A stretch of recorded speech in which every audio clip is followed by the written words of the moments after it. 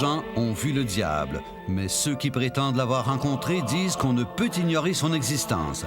S'agit-il là d'une interprétation abusive explicable par la psychiatrie? Beaucoup le pensent, mais pas Joseph Guillot. J'ai vu sans doute à peu près tout ce qu'on a pu avoir dans le film L'Exorciste. Les vomissements, les changements de voix, la tête qui tourne. J'ai vu à peu près toutes ces choses-là dans la réalité. Je l'ai vu avec des témoins. Je me suis trouvé presque toujours, lorsque du moins, il y a eu un travail un peu sérieux à faire avec des gens, pour une équipe, pour faire face à ces situations-là. Joseph Guillot a côtoyé le diable à plusieurs reprises lors d'exorcismes officiels. Il est un des rares prêtres exorcistes qui veut parler ouvertement. Cet homme de 60 ans, curé de paroisse, n'a pas le profil d'un excentrique.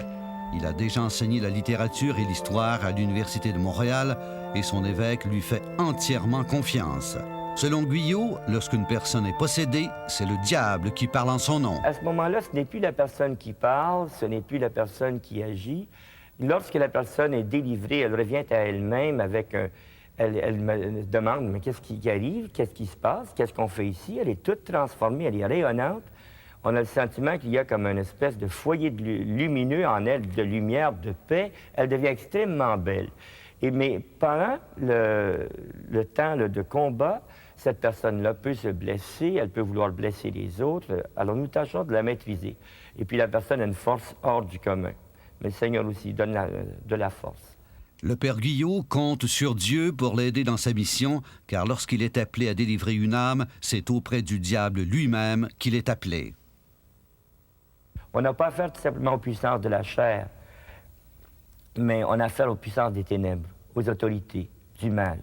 Et puis on a à les affronter, puis on a à les chasser. Puis Jésus a toujours donné ce double pouvoir à ses disciples, à ses apôtres, de chasser les forces du mal et ensuite d'apporter la guérison. Depuis que Jésus a donné ce pouvoir à ses apôtres, toutes sortes de diables ont été chassés. D'ailleurs, les disciples du Christ ont vu le diable partout, chez les épileptiques, chez les schizophrènes ou chez les hystériques. Mais selon le père Guillot, il y a des signes qui ne trompent pas, comme cette expérience qu'il a vécue en allant au-devant d'une possédée. Lorsque je m'approche de la voiture, elle devient comme un monstre.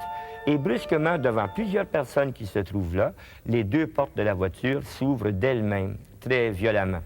Alors, il y a déjà là un signe. On n'explique pas des choses semblables. Et puis ensuite, il y a toutes sortes de phénomènes, sans que les personnes le sachent. Je peux toucher les personnes avec de l'eau bénite ou de l'eau naturelle et on voit la différence. L'eau bénite brûle. Il y a plusieurs indices qui font que tranquillement, on commence à soupçonner une action diabolique. Les cas de lévitation, je pense à un garçon là, qui pesait dans le voisinage de tout près de 200 livres et puis qui était couché, il y avait des gens qui le tenaient. Puis quand je suis arrivé avec le Saint-Sacrement, justement, il a pivoté, il s'est levé sur la pointe des pieds sans aucun appui au sol, avec un visage horrible dans un effort pour m'attaquer avec l'Eucharistie. Alors, pourtant, j'arrivais, derrière lui, ne me voyait pas. J'ai vu plusieurs choses assez épouvantables. Selon le père Guillot, même les spécialistes les plus sceptiques ont été obligés de reconnaître le phénomène.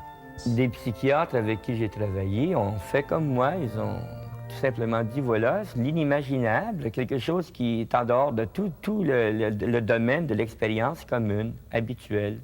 Alors là, il y a une présence, il y a quelque chose d'inexplicable.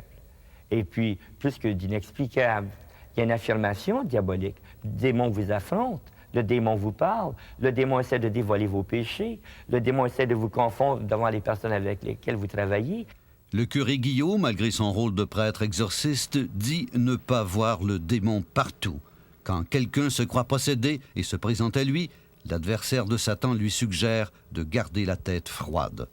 Mon rôle n'est pas de dire à quelqu'un « le démon est en train d'agir en toi ». Si une personne fait une crise, je n'ai pas commencé à lui faire un sermon et à lui dire « effraie-toi », c'est Satan qui a une emprise sur toi. Je ne commence pas par faire ça. Si une personne fait telle ou telle crise, c'est peut-être une crise d'hystérie. C'est peut-être, ou bien c'est quelque chose de mixte. Ce n'est pas parce qu'il y a de l'hystérie ou de la schizophrénie qu'il n'y a pas une présence diabolique. Le diable, selon Joseph Guillot, prend possession des personnes jeunes déjà affaiblies par des événements difficiles. Le curé, chasseur de diables, met en garde les gens qui s'amusent à communiquer avec les esprits. Si c'est un simple jeu, pas de problème, mais dans la mesure où il y a un dialogue qui s'instaure, dans la mesure où il y a des réponses vraies qui sont données, il y a un contrat, là. La table Ouija ou le pendule ou je ne sais, les cartes ou peu importe quoi d'autre deviennent des médiums, deviennent des moyens de communication avec un esprit. Et à ce moment-là, on prête flanc à l'intervention d'esprits mauvais.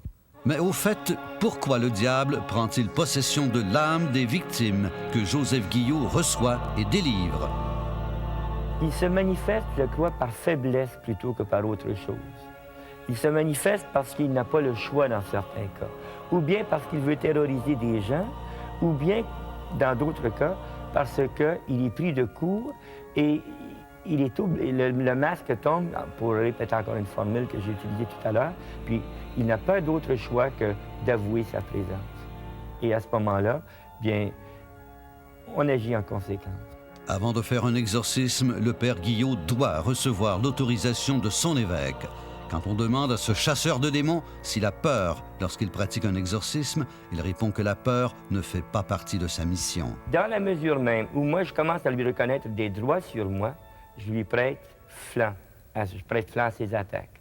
Non, je suis au service du peuple de Dieu, et puis à ce moment-là, je viens en tant qu'envoyé de Jésus-Christ, en tant que prêtre, en tant que très humblement, puis dans la docilité à l'Esprit Saint, la docilité à mon évêque aussi, dans la mesure du possible.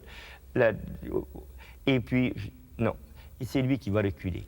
Le père Guillot sait bien que les sceptiques sont nombreux. Il ne leur souhaite tout de même pas de rencontrer le diable pour être confondus. Il invite plutôt ses détracteurs à s'ouvrir à la réalité pour leur mieux-être.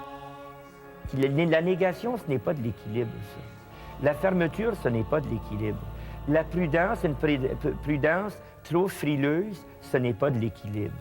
L'équilibre consiste à intégrer tous les éléments du réel et la réalité du combat spirituel et la réalité des possessions diaboliques doit s'imposer à toute personne qui veut fonctionner avec efficacité.